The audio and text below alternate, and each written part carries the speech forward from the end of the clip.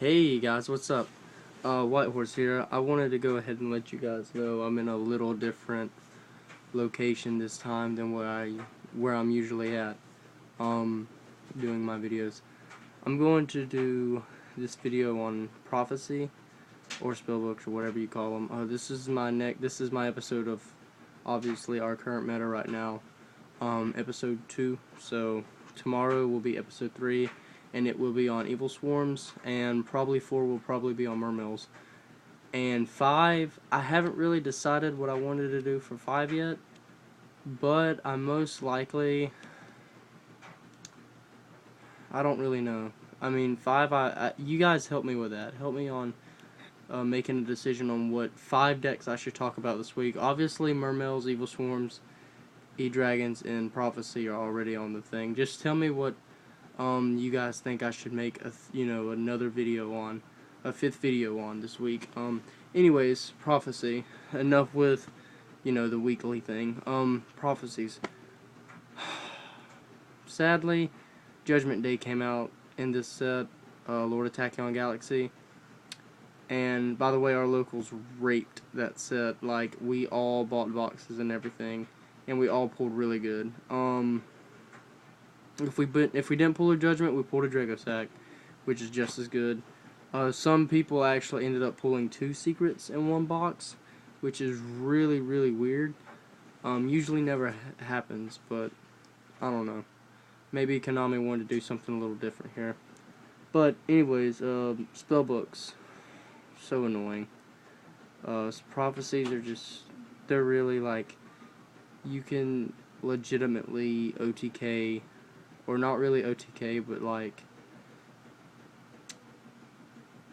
I don't really know how to say it, like, just play the deck out itself with Judgment Day.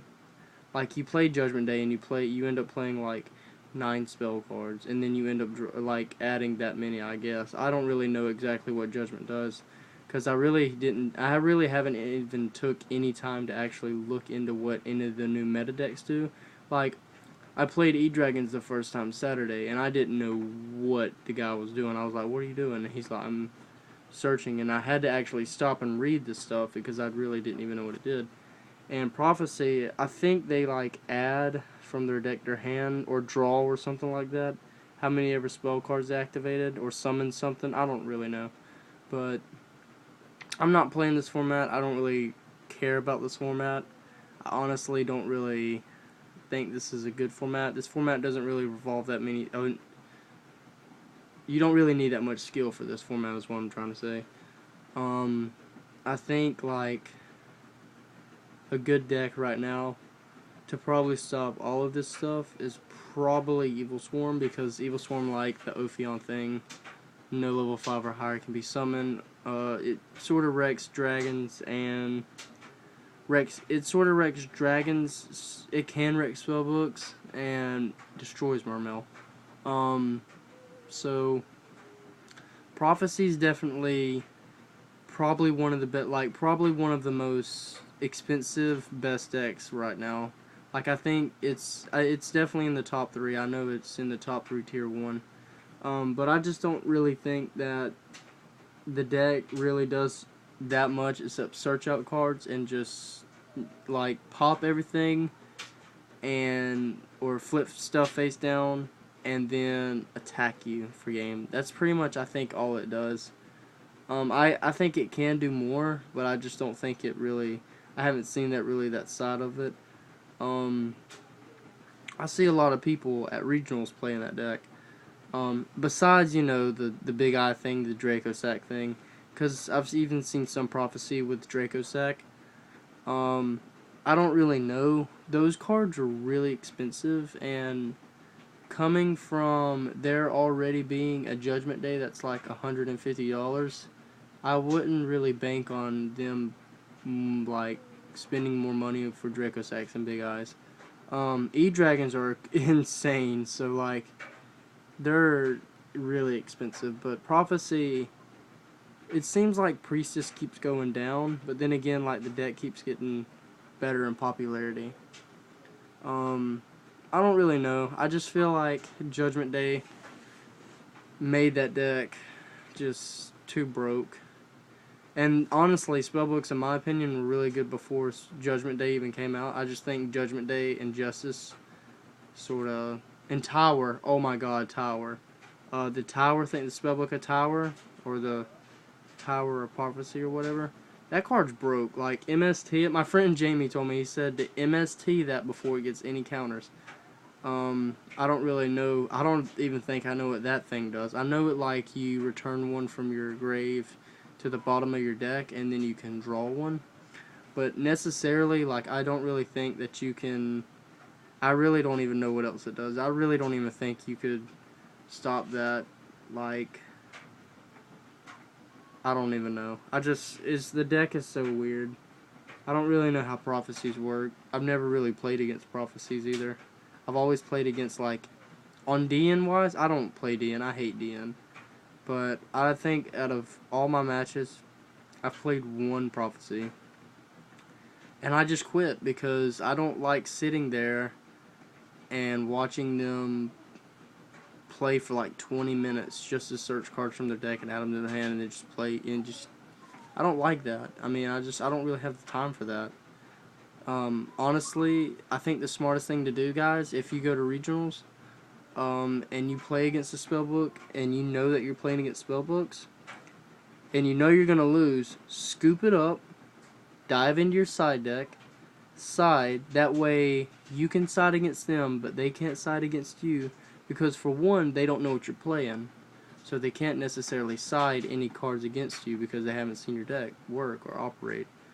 Two, you already have a better chance of winning because you could draw in your side cards game 2 and end up pretty much, you know, winning or obliterating or like just having answers for really anything. And they can't necessarily, excuse me guys, they can't necessarily really counter that because they don't really have anything. They can't side, like they did, like I said, they didn't side out, so they don't really know, you know, they're just using their main deck all over again against. And a main deck, to me, a main versus a side doesn't really usually work. It usually needs to be side versus side. It can only be one way. It's either like side versus side with main deck cards or main deck versus main deck. But like, if you side out your MSTs and they sided in cards that you needed MST for, it's not going to work. It's not going to work. I mean, like a Soul Drain against Mermels, they would probably side in more spells and traps just because Macro and Soul Drain and D-Fissures are very threatening this format. So I can't really give a good explanation on Mermels, but you guys know what I'm trying to say.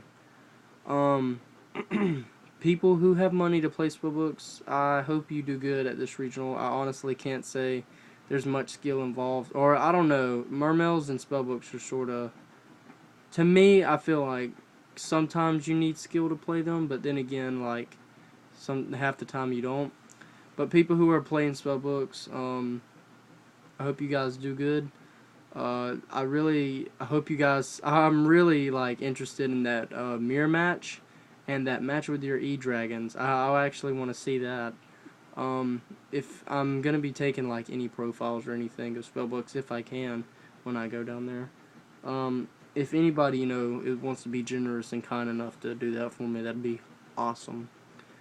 But yeah, I mean, Spellbooks, there's just... To me, the deck's really good. I feel like... Anti-Spell Fragrance. In my opinion, I was thinking about siding that card like for this format against Spellbooks, but I just decided not to play. I just feel like this format's awful, and a lot of people agree with me. There are a lot of people like, Matt, you're right. This format's terrible. There's nothing really to argue about that. I mean, this format's pretty bad. But I don't know. I mean, I just feel like... Excuse me, guys. I'm really sorry about that. I'm just really tired. And yes, I will be going to bed after this. I just feel like, you know, Spellbooks they can pretty much do what they want. They pretty much can. Like, they can just game 1, if they go first, they're just going to dominate if they get a good hand. But then again, it's really like, alright, okay, one good thing about Spellbooks, if you're playing, I believe it's Evil Swarms. If you're playing Evil Swarms, guys, side, and I almost forgot about this, but I just remembered, side, Eradicator, Epidemic Virus, or, yeah, side that. Very good. Call spells. They reveal their hand, 5 spell cards. Discard 5. There's not much they can do. There's not. And if they keep drawing spell cards, which they most likely will, you know what's going to happen. Don't call traps, because spellbooks don't play traps. Call spells. Always call spells. And if they have a whole handful of monsters, oh well, you tried. I mean, usually that's unfortunate, though that's not really supposed to happen. But anyways, that's pretty much all I had to really say about the video, or about the spellbooks. Next video will be on Evil Swarms tomorrow on our current meta. It'll be episode 3. Stay tuned for that, and I hope you guys like this video. If you have, thumbs it up, you know, subscribe, leave comments, and yeah, like I said though, just pretty much help me out on that 5th deck for Friday, the day before regionals. Hit me up on what video I should do it on, or what deck I should do it on. Anyways, thanks guys for watching. I hope you guys have a good week, and this is White Horse signing out, guys. Peace.